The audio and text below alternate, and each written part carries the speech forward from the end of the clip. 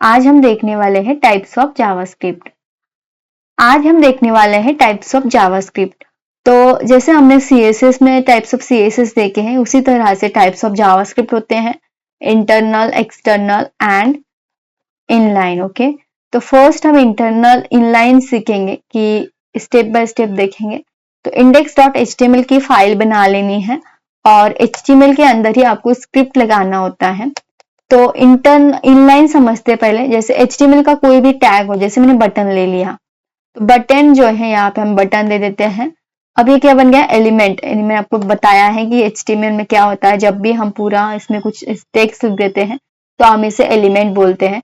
आप फिर से टैग बोलो, एलिमेंट बोलो। टैग यानी कि इसमें अभी कुछ नहीं है, तो अब ये क्या है, टैग है। ओके, तो आपको टैग एलिमेंट में पता होगा फर्क, तो इतना कुछ है नहीं इसमें। अब इसमें हमने बटन लिख दिया। ओके, अब बटन के ऊपर ही मैं कुछ काम कर रही हूँ, उसे मैं क्या बोलूंगी, इनलाइन जावास्क्रिप्ट। इसी तरह से इनलाइन सीएसएस आपने देखा होगा, सेम उसी तरह से है।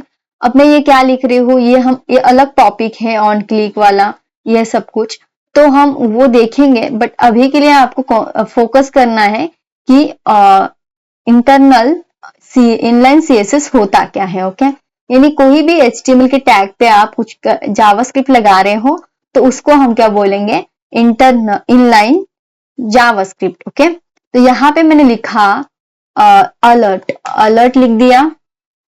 अलर्ट लिखने के बाद हम इसमें सिंपल दे देंगे, जैसे मैं दे रही हूँ हेलो, हेलो दे देंगे।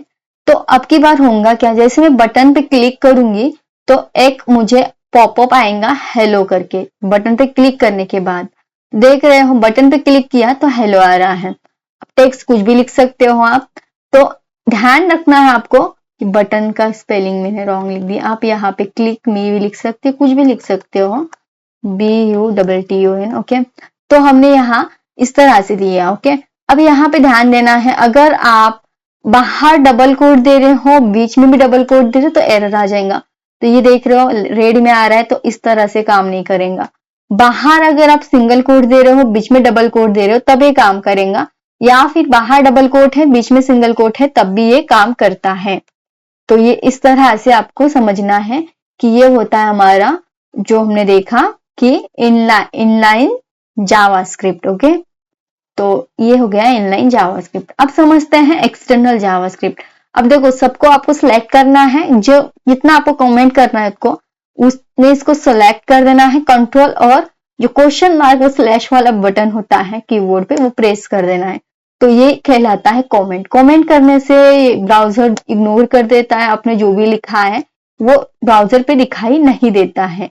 आपके टेक्स्ट एडिटर में दिखाई देगा, बट ब्राउजर पे दिखाई नहीं देगा। ओके, अब जावास्क्रिप्ट सीखते हैं। तो जावास्क्रिप्ट का जो सिंटैक्स होता है, स्क्रिप्ट होता है, आपको स्क्रिप्ट लिखना है। ये जो स्क्रिप्ट हम यहीं पे लिख रहे हैं, HTML के फाइल में यहाँ पे ही लिख रहे हैं, तो इसे हम बोलेंगे इंटरनल जावास्क्रिप्ट। ओके, जैसे मैंने अलर्ट लिख दिया एंड इसमें हमने कर दिया अलर्ट के बाद एक मैसेज शो करती हूं मैं, जैसे मैंने यहाँ हेलो लिख दिया या फिर वेलकम लिख देते अब की बार।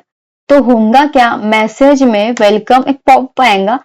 अब बटन मैंने लिया नहीं है यहाँ पे, तो डायरेक्टली जैसे मैं ब्राउजर ओपन करूंगी डायरेक्टली पॉपअप दिखाई देगा वेलकम करके। ओके करेंगे तो इस तरह से। ओके, तो फर्क नहीं पड़ता, आप कुछ भी लगा सकते हो जो जिसपे आपको लगाना है। बट यहाँ पे आपको समझना है, अभी मैंने बताया आपको कि हम कॉन्सेप्ट देख रहे हैं इनलाइन, इंटरनल और एक्सटर्नल जावास्क्रिप्ट। तो ये होगी हमारी इंटरनल। जब भी आप इंटरनल जावास्क्रिप्ट लगा रहे होंगे तो आपको स्क्रिप्ट लगा के जावास्क्रिप्ट का कोड लिखना है। कुछ भी कोड आपका होगा वो आप लिख सकते हो। ओके, तो ये भी आप एग्जाम्पल आपको समझ में आ गया होगा। इंटरनल जावास्क्रिप्ट हम इसे बोलते हैं। अब इसे अगेन कमेंट कर लेते हैं। अब लास्ट समझ लेते हैं एक्सटर्नल जावास्क्रिप्ट। तो जैसे हमने CSS में देखा होगा, CSS में हम हेड टैग के अंदर लिंक कराते हैं एंड फाइल लिंक करा देते हैं और फिर अलग से CSS की फाइल होती है।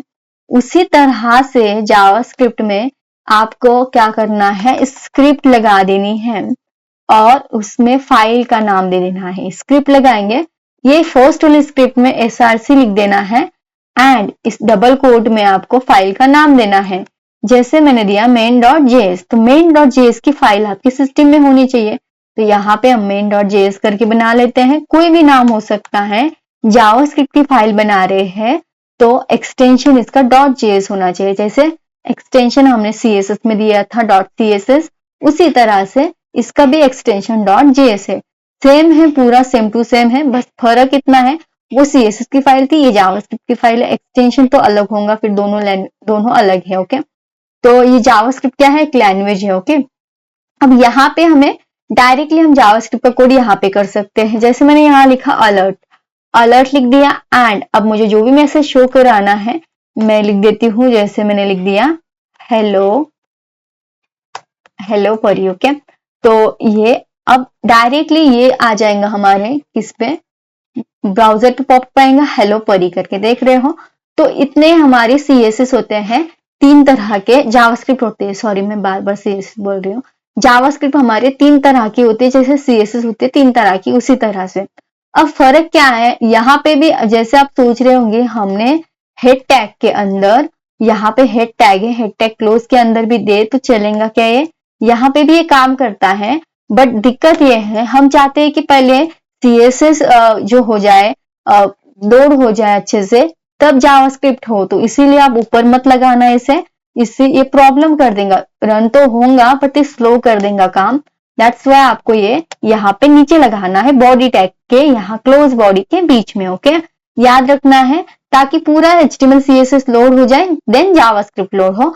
तो आप इस तरह से इसे कर सकते हो, तो फिर आपने ये सही से फास्टली काम करेगा।